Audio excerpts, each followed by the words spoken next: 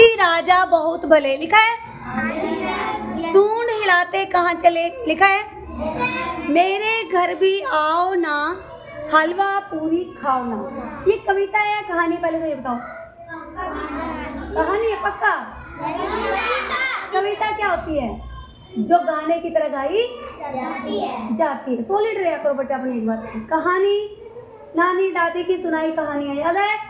एक बार एक राजा था, उसके 4 बड़े बड़े घोड़े थे। इतने बड़े घोड़े कि देखने के लिए छत पर चढ़ना पड़ता था, फिर भी उनका मुंह दिखाई नहीं देता। अब मैंने तुम्हें कविता सुनाई थी, कहानी सुनाई थी। हाँ, और ये क्या है? हाथी राजा। हाँ, जो गाई जाती है, गाने की तरह गाई जाती है, वही क्या होती है? कविता। अब इसमें देखो, हाँ सारे बच्चे देखो ध्यान से, एक बार में समझ में आ जाएगा। हाथी राजा कहाँ चले? ठीक है, हाथी। अब तो तुम लोग हाथी राजा कहाँ चले, क्या इसमें हाथी राजा कहाँ चले लिखा हुआ है? एक बच्चे ने नहीं बताया मैम, आप ऐसे नहीं, इसमें ये लिखा हुआ है। बताया किसी ने?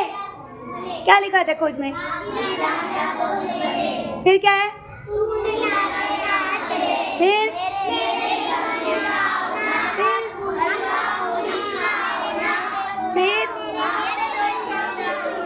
मेरे दोस्त बन जाओ ना, मेरे दोस्त।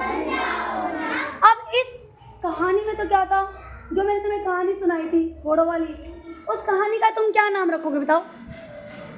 घोड़ों वाली जो कहानी हमें सुनाई थी, क्या नाम रखोगे इसका? घोड़ा रखोगे? कोई और अच्छा सा नाम दो। कहानी सुनाई थी जो राजा का घोड़ा भी, और घोड़ा कहानी। कोई नया अच्छा सा नाम। मैंने क्या कहा था? कुछ नई बात बताई थी, अलग सी बात बताई थी। मुर्गी वाली तो अलग कहानी थी ना, मैंने कुछ अलग बात बताई थी। घोड़े के बारे में स्पेशल बात बताई थी।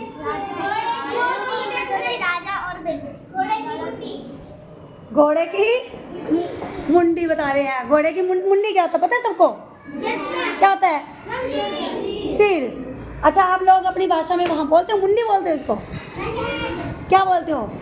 हेड। घोड़े का सिर, घोड़े का मुंह, बड़े बड़े घोड़े, है ना? जैसे मुर्गी वाले में तुमने फटाफट बताया।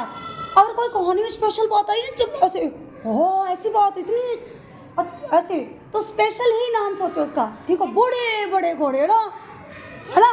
खूब बड़े घोड़े। या फिर नहीं समझ में आता जो छोटा सा नाम घोड़े। अब इसमें तो देखो कविता में हर लाइन में इसका नाम छुपा है। क्या इस कविता में देखो ध्यान से, कौन कौन देख रहे हैं? कविता की हर लाइन में उसका नाम होता है। सिटो बेटा, यही करो, एक साइड में है ना बेटा। कविता की हर लाइन में उसका नाम है। देखो पहला नाम क्या मिला कविता में? छोटा सा नाम क्या मिला?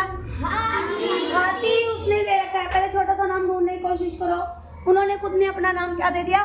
हाथी। वो बच्चों के हिसाब से दे दिया, उन्होंने दे दिया। लेकिन अगर मान लो तुम्हें नया नाम ढूंढने के लिए कहा जाए तो और क्या क्या नाम? देखो इसका नया नाम क्या हो सकता है? हाथी के साथ और क्या नाम हो सकता है? हाथी राजा, ना? क्या हो सकता है नाम? हाथी राजा। और थोड़ा सा बड़ा नाम रखना चाहोगे तो क्या रखोगे?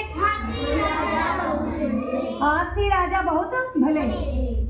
अच्छा, दूसरा नाम रखना चाहोगे, क्या करोगे? छोटा नाम क्या रखोगे? सूंड हिलाते।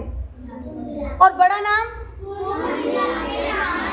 शाबाश। फिर देखो उसके बाद इसका मेरे घर। अब मेरे घर में थोड़ा समझ में, घर की बात होती तो समझ में आ जाता, लेकिन यहाँ किसके बारे में बात हो रही है? घर के बारे, उसके राजा, उसके बारे में। किसके बारे में? हाथी। तो इसको थोड़ा बड़ा नाम रखो, इसको अच्छा लगेगा। मेरे घर आओ ना, हो गया ना?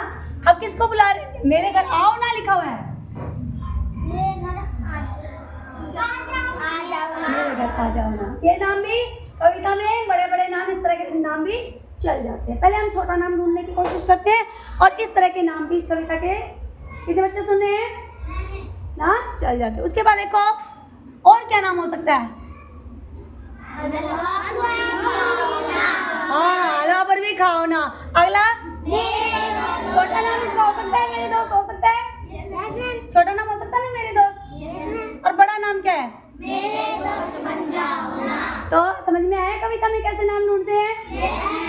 तो तुम्हें भी बेटा आप लोगों को ऐसे ही धम चिक कविता में से क्या करना है?